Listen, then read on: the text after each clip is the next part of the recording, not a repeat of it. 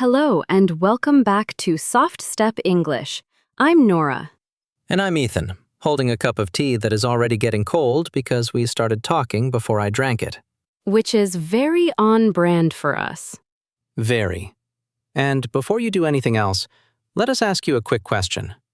Have you ever studied English, understood the lesson, maybe even felt pretty good about it, and then, in a real moment, your mind went blank? If that has happened to you, today's episode is for you. We are talking about how to use English in everyday life, not only during study time, not only inside exercises, but inside the real little moments of a normal day. Morning brain, crowded bus, messy kitchen, shopping list, late reply, private thoughts, all of it. Exactly. We are going to move from the problem many learners feel into practical ways to bring English into routines, private thinking, writing, speaking, digital life, and small social moments. And as always, this episode is around B1 to B2 level, so some parts may feel a little richer, but you do not need to catch every word. Stay with the main ideas first, and if you want, come back later and listen again. If this kind of practical English helps you, you can follow or subscribe to Soft Step English and come back to the next one. And tell us in the comments where English already lives in your day right now. Only in study time or also in real life? Beautiful. Let's begin. Let's start with a feeling many learners know very well. You spend years learning English. You study grammar. You recognize a lot of words. Maybe you do well on exercises.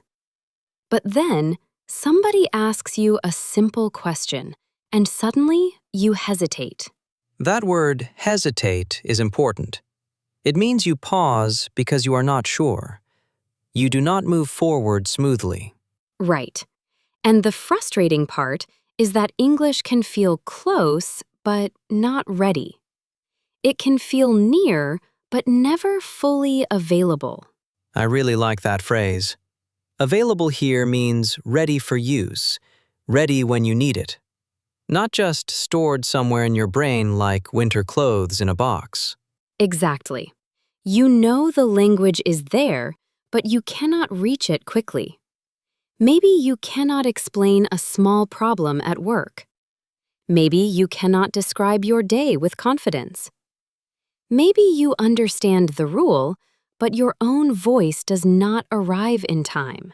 And that can make learners think, maybe I still need one more book, one more app, one more course. But the problem is often simpler than that. English stays inside study time. It lives in textbooks, apps, and test papers. But it does not enter morning routines, lunch breaks, shopping lists, text messages, or private thoughts. So English becomes something you prepare for, not something you use. Exactly. And in simple words, that is the heart of today's episode. If a language stays only in preparation mode, it never becomes a working part of daily life. Which is why some learners know more than they can actually do. Yes. So there is an important shift here. English should not be only a school subject or a future goal. It needs a practical place in the life you already have. Not a fake new life. Not some movie version of you. Not at all. And this part is very clear. You do not need to live like a foreigner, change your whole lifestyle, or force yourself to speak English every hour. Good, because that sounds exhausting. It does. What you need is smaller and more realistic. English should become a small working tool inside ordinary daily activities. Small working tool. I love that phrase. Not a giant, dramatic project. A tool. Yes, something useful, something you reach for, something connected to repeated, real actions. One idea really matters here. Small, regular contact matters more than dramatic effort. That sentence is quietly powerful. It is. A person who uses English for 10 meaningful minutes every day often makes better progress than someone who studies hard once a week and then does nothing with it. Once-a-week effort can feel very serious in the moment, but it disappears fast. Exactly. Daily use builds speed, comfort, and personal connection.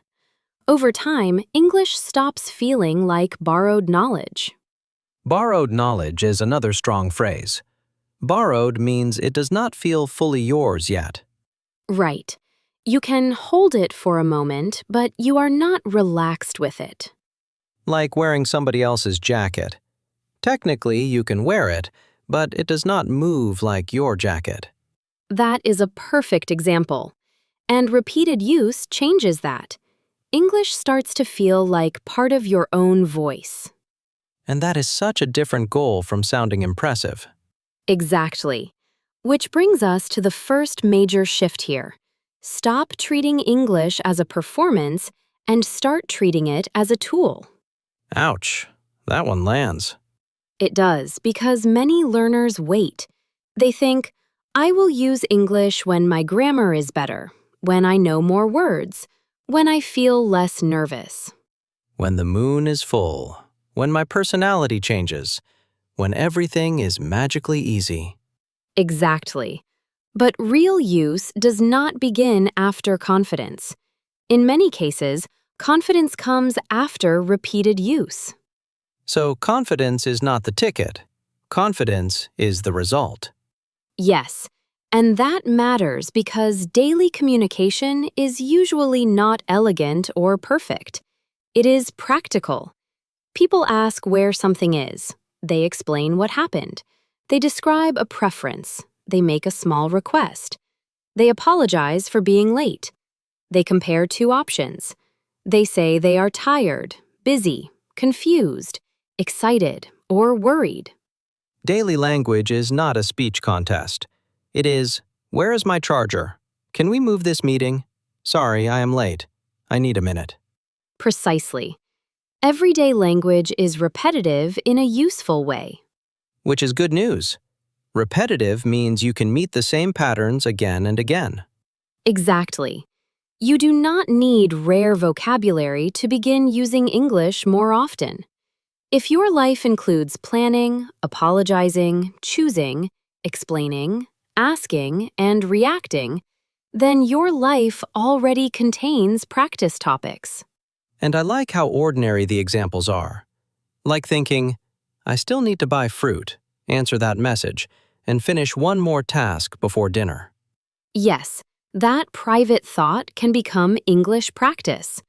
Or looking at tomorrow and thinking, tomorrow will be busy. I have one meeting in the morning and 2 errands in the afternoon. Errands is a useful word. Small, practical tasks outside the home. Things like mailing a package, going to the bank, picking something up. Exactly. Not glamorous, but very real. And once English enters those ordinary mental moments, practice becomes more frequent and more realistic. Then there is a very practical idea. Build small English spaces inside your day. I like the word spaces there. Not pressure, not complete control. Just small places where English appears naturally. Exactly. You do not need an all-English life. You need a few reliable moments. A morning routine is one easy place to start.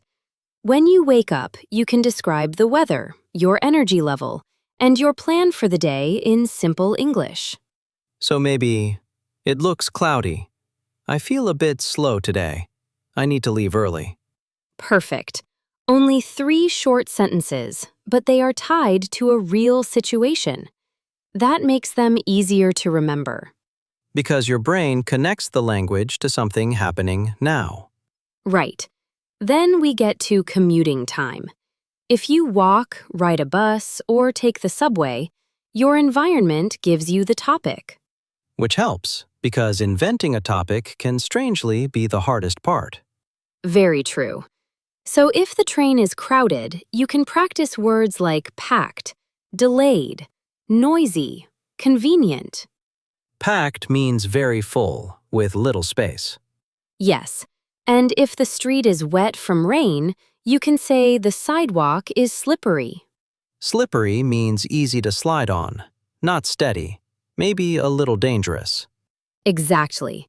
People are hurrying. Traffic is moving slowly. You do not need imagination. The scene is already there. The world becomes your prompt. Beautifully said.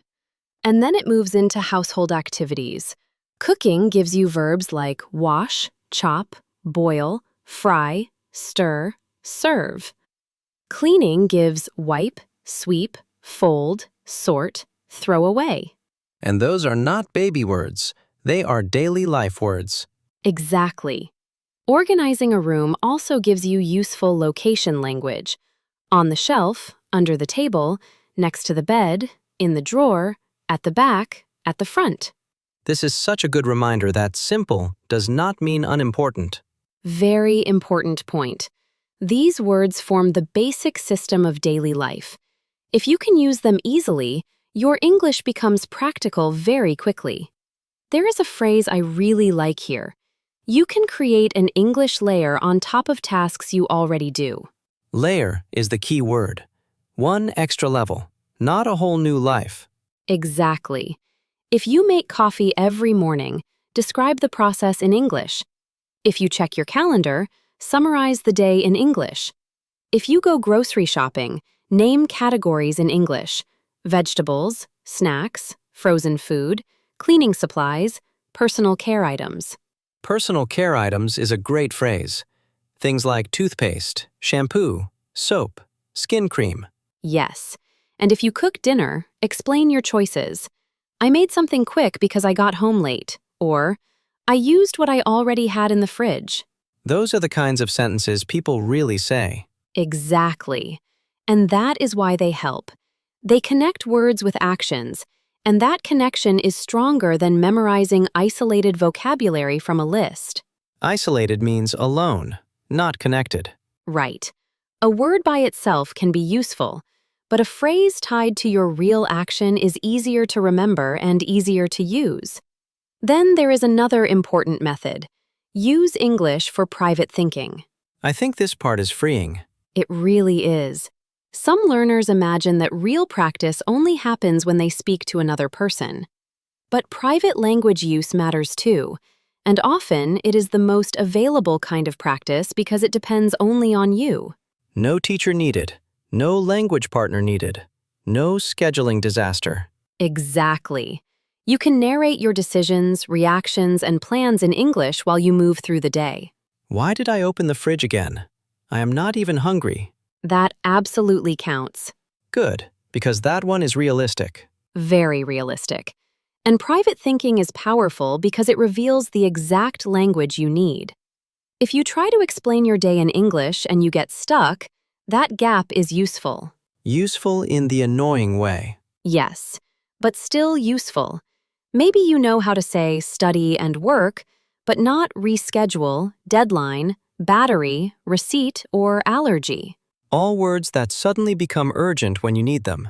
Exactly. Or maybe you can describe big ideas but not common situations, like returning a product, changing an appointment, or explaining that the internet connection is unstable. Unstable means not steady, not reliable. Right. Daily use exposes real needs, and real needs create strong memory. That is why personal vocabulary is more valuable than random vocabulary. This is one of the strongest ideas here. Many learners spend time on advanced words that are not useful in their own lives. They can discuss abstract topics, but they cannot explain a problem with a phone charger. Exactly. Abstract means about ideas, not concrete daily situations. Big ideas are not bad, of course, but if your real life keeps giving you the same practical moments, that is where your vocabulary should grow first. So the better question is not what sounds impressive. It is, what do I keep needing? Perfect. Your job, family life, hobbies, commute, health habits, and responsibilities all create repeated themes. And repeated themes create repeated language. Which means useful repetition instead of random collection. Yes. If you work in an office, useful language may include schedule changes, task updates, polite requests, file problems, meeting summaries, and short explanations. If you are a university student, maybe you need deadlines, presentations, group projects, note-taking, concentration, time management. And if you are a parent, maybe the repeated language is meals, school routines, bedtime, health concerns, and family plans. The point is not perfect English in every area at once. Exactly. The point is to build a working vocabulary that matches your actual life. So let me ask the listener something. What words come back again and again in your week? Work? Childcare? Fitness? Commuting? Cooking? Online shopping? That is a great self-check. Notice the repeated themes in your real life, because that is where practical English grows. Then let us turn to input. Input means the language that comes in through reading or listening. The language you receive. Right. And input matters, but it is truly helpful only when it can become usable language. Many learners consume English passively for a long time. They watch videos, listen to podcasts, read articles, but they do not turn that input into active use. So they understand more than they can produce. Exactly.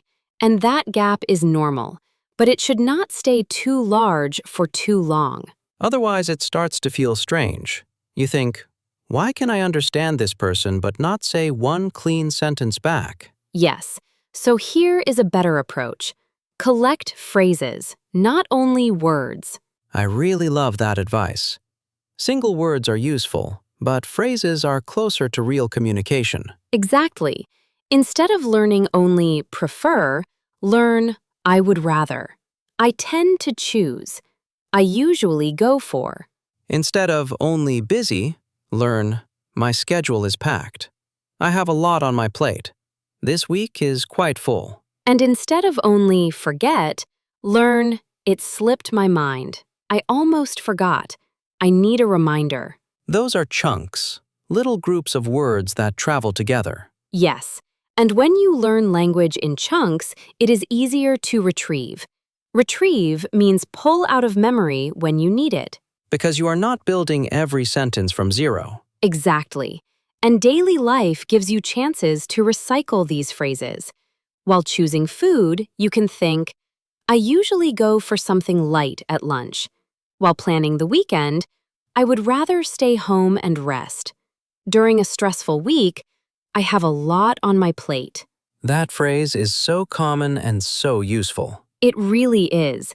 And once the phrase connects to your own experience, it becomes more memorable. Reading and listening should be selective and purposeful. At the B1 to B2 level, it helps to choose content that is clear, modern, and close to daily life. Things like routines, work habits, relationships, health, travel, study methods, digital life. Yes, when content is too difficult, learners spend all their energy decoding it. Decoding means just trying to understand what the words are saying. Right. And then there is little energy left for actual learning. But when content is too easy, you may understand it and still gain very little new language. So the sweet spot is this: challenging enough to teach you something, familiar enough to connect with your own life. Exactly. After input comes output.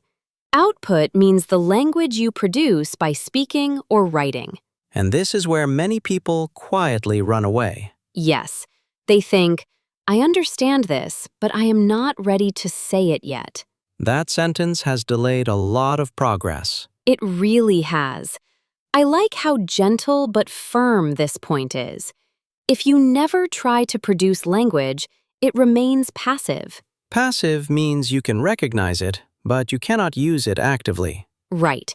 So daily life needs low-pressure forms of output. Low pressure is a great phrase. It means not too stressful, not too heavy, not too performative. Exactly. Writing is one of the easiest places to begin because it gives you time. A short daily note in English can be very effective. Not artistic, not deep, just honest. Yes, you can write what you did, what you need to do, what annoyed you, what surprised you, or what you are considering. I like that word, annoyed.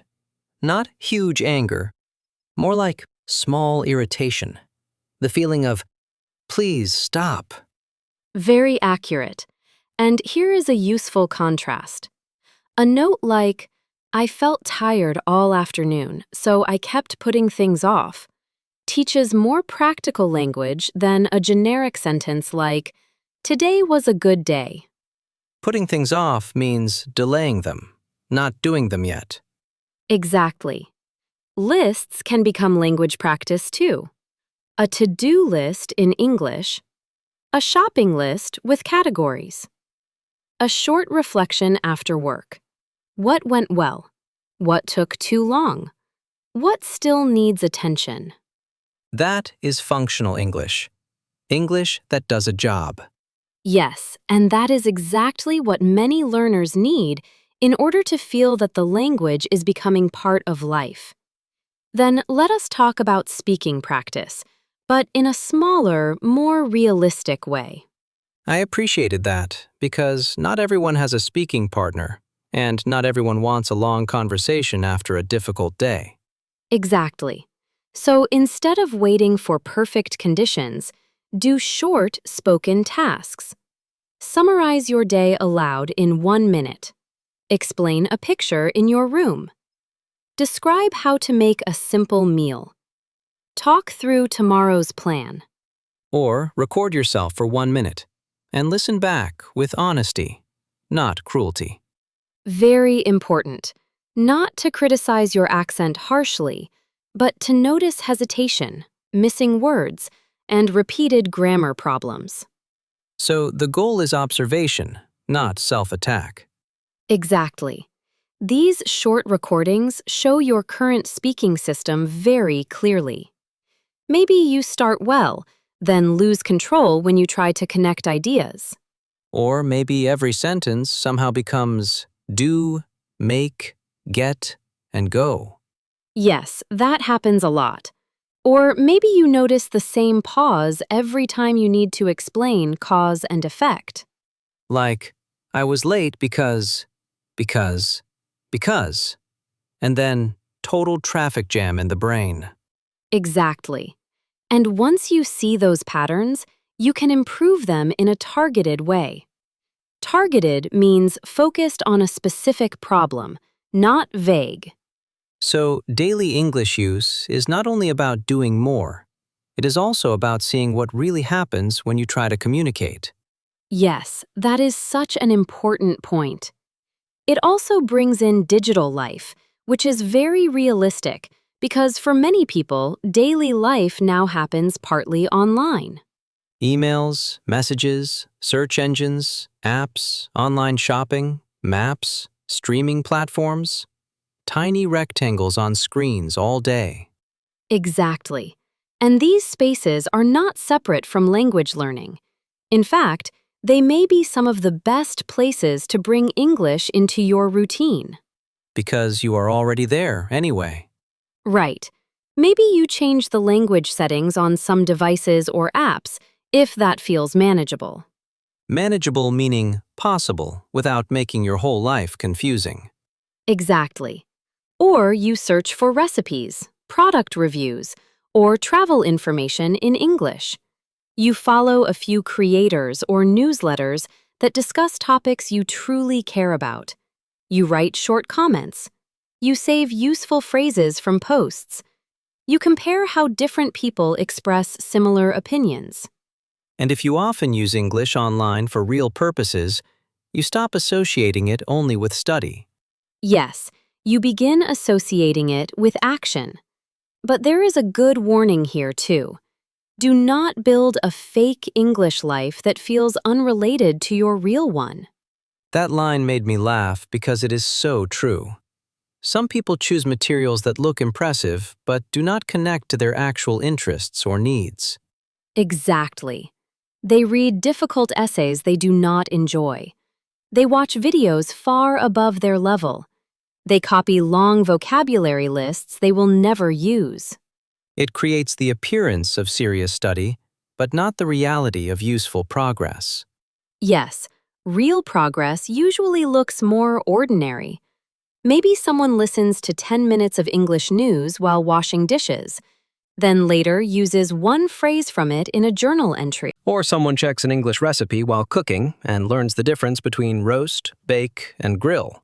Or someone who works in customer service practices a few polite explanation patterns every night because those exact patterns are useful at work. None of that looks dramatic, but all of it is practical. Exactly. And practical is the goal. Then it moves into social use. This is the next step, but it approaches it in a very realistic way. Which I appreciate, because people often imagine the goal is immediate, deep conversation. Yes, but that expectation is often too high. A better goal is comfort with small, repeatable social tasks. Small introduction, simple opinion, follow-up question, explaining a routine, responding to a common problem. Exactly. If you join an online language exchange, for example, you do not need to discuss philosophy or politics right away. Thank goodness. You can talk about your week, your work habits, the food you cook, the weather in your city, or the videos you watch when you want to relax. Which may sound ordinary, but ordinary is where useful fluency grows. Beautifully said. That is very clear here. These topics are not trivial. They are daily life, and daily life is where useful fluency grows. And if you do not have regular speaking partners, there are still social options. You can respond to posts in English, ask simple questions in online communities, or send short voice messages when appropriate. Yes, the goal is not constant social performance. The goal is steady contact with meaningful communication. Steady contact. That phrase matters too. Not one huge leap. Steady contact. Exactly. But daily use does not automatically lead to progress. There are some misunderstandings we need to avoid. Here comes the gentle reality check. Yes. One common mistake is believing that more difficult English is always better English. Which feels false the moment you need to explain a schedule problem and cannot. Exactly. The most valuable language is often the language you can reuse often and accurately. If you can clearly explain a schedule conflict, a minor health issue, a purchase problem, or a personal preference, you are building a strong foundation. Schedule conflict is a very useful phrase. It means two plans happen at the same time, and they do not fit together. Right. Clear, practical language matters more than advanced expressions that you cannot use naturally. Another common mistake is separating grammar from life. Grammar in a glass box. Exactly. Some people study grammar as a closed system. They review structures, fill in blanks, and then stop there. But grammar becomes useful only when it helps you express time, cause, possibility, habit, comparison, or intention in real situations. So if you are talking about routines, the present simple matters. If you are explaining yesterday, the past simple matters. If you are making plans, future forms matter. Yes, and if you are comparing past habits with current ones, expressions like used to become relevant. So grammar is not separate from daily use. It is the shape that daily meaning takes. Exactly. Another mistake is expecting quick comfort. Many learners feel discouraged because English does not feel natural after a few weeks of daily effort. Which is understandable. People want to feel progress fast. Of course, but natural use develops in layers. First, you notice useful language. Then you recognize it more quickly. Then you use it slowly. Then you use it with less effort. Then you adapt it to new situations. That is a process, not a weekend. Exactly. So the feeling of slowness at the beginning is not evidence of failure. It is evidence that you are building a new habit. Then there is perfectionism, which is a major obstacle. Old enemy. Yes, some learners avoid speaking or writing because they want every sentence to be correct. But that creates silence, and silence slows learning. A short, useful sentence with a small mistake is usually better training than a perfect sentence that never leaves your head. Exactly. Accuracy matters, of course. Mistakes should be noticed and corrected over time. But daily use needs movement, not constant self-blocking. And finally, there is inconsistency. Many people build an ambitious plan that is impossible to maintain. The giant plan that dies on day 4. Precisely. 2 hours a day, many new resources, long vocabulary reviews, frequent speaking practice. Then, real life interrupts, energy drops, and the whole plan collapses. Collapse means it falls apart completely. Yes, a smaller system is usually stronger. 10 focused minutes that fit your real life are worth more than a perfect plan that only lasts 3 days. That sentence should probably live on a wall. It really should. This is why a better question is not how can I study English harder, but where can English naturally live in my day? That question feels kinder and smarter. Yes, because the answer will be different for different people. For one person, it may be a morning summary, an English to-do list, and one short voice recording at night. For another, it may be an English podcast during the commute, product searches in English, and a few written reflections after dinner. Exactly. The exact routine matters less than the fact that it fits reality. That is such a good test. Can you actually do it on a normal Tuesday? Perfect test. And then there is a simple daily system with 3 parts: input, activation, and reuse. Let's slow that down. Yes. Input means reading or listening to something understandable and useful. Activation means turning some of that language into speech or writing.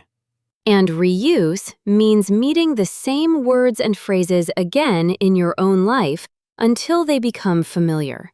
Without input, your language does not grow. Without activation, it stays passive. Without reuse, it disappears quickly. Exactly.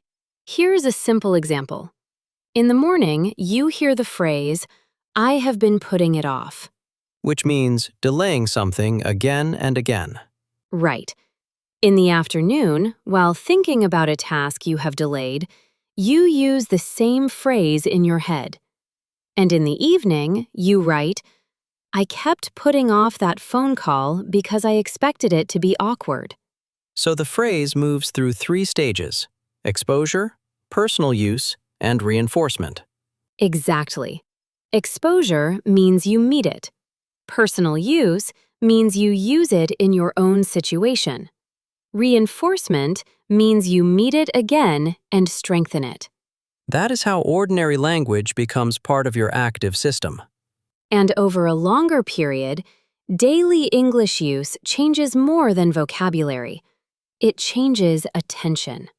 You start noticing how people organize ideas, soften opinions, explain reasons, and describe feelings. Yes, you begin to see that language is not only about naming things, it is also about managing relationships, expressing tone, and shaping thought. You hear the difference between direct and polite, general and precise, understanding something and actually being able to use it. Exactly. Those changes are subtle, but they matter deeply. So in the end, using English in daily life is not about creating a new identity. It is about widening the range of your current one. That line really stayed with me. Me too. You do not need a dramatic transformation. You need repeated contact with meaningful language in situations that already belong to you.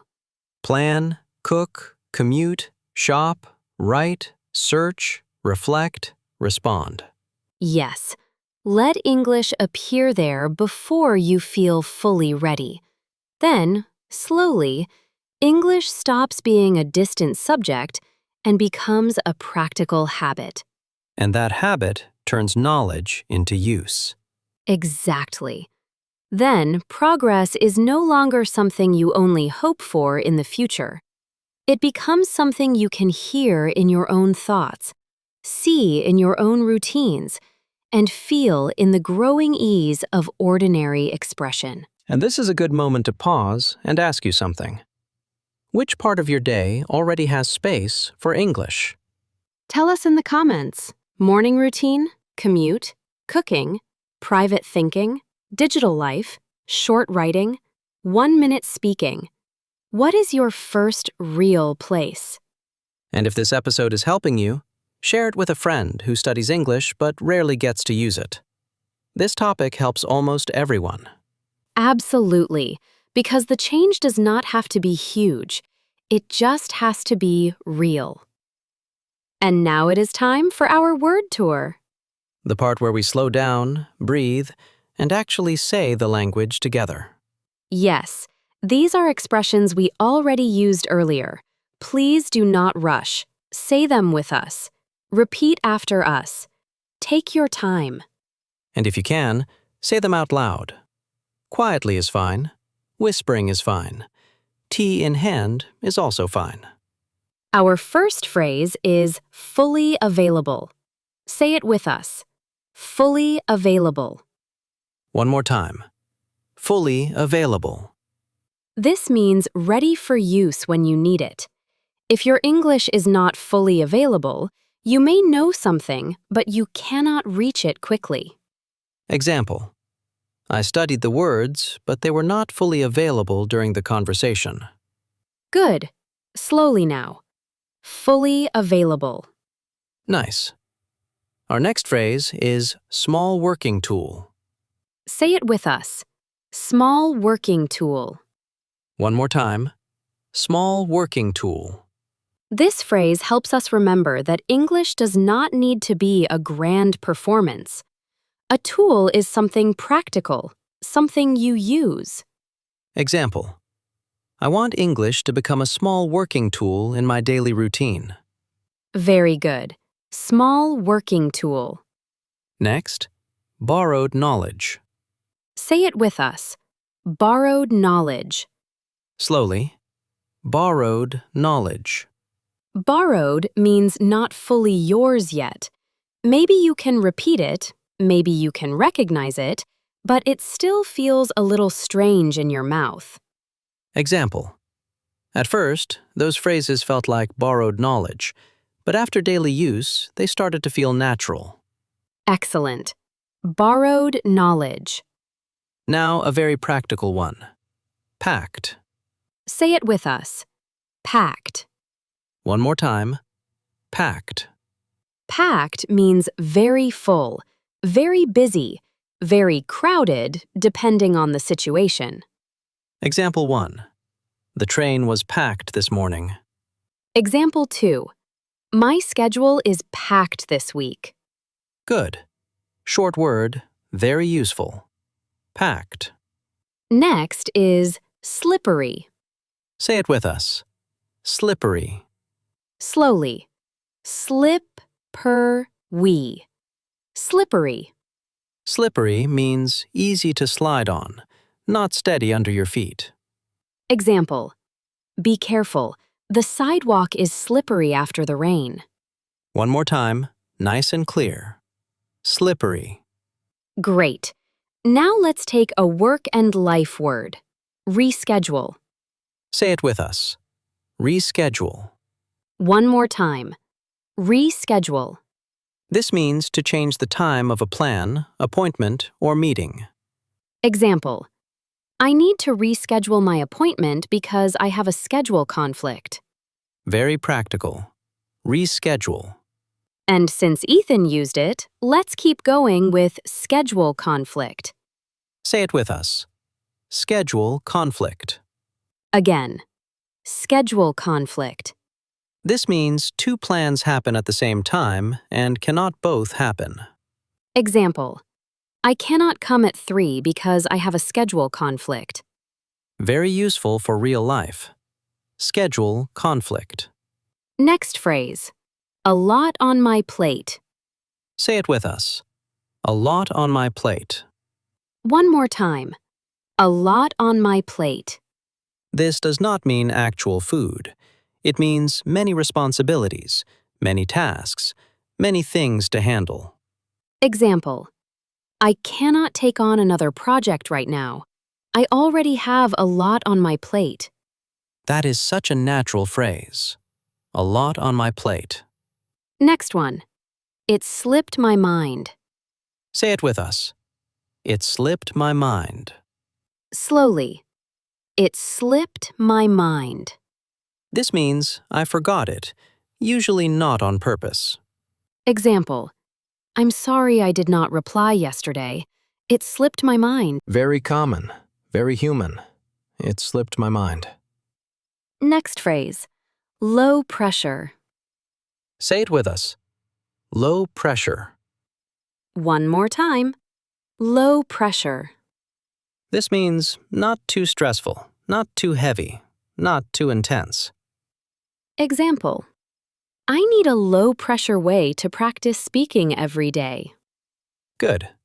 If something feels low pressure, it feels easier to begin. Exactly, low pressure. And now, one of my favorites from today's episode. Putting it off. Say it with us, putting it off. One more time. Putting it off. This means delaying something, not doing it now, often because it feels unpleasant, awkward, or tiring. Example. I kept putting off that phone call because I expected it to be uncomfortable. Very useful because we all do this sometimes. Putting it off. Let's do one more because it matters a lot. Fake English life. Say it with us. Fake English life. Again, fake English life. This means an English routine that looks impressive from the outside, but does not connect to your real interests, needs, or daily situations. Example. Reading difficult essays I never enjoy just to feel serious creates a fake English life. Very good. And that phrase is a good warning. We do not want a fake English life. We want a real one. Let's review a few quickly.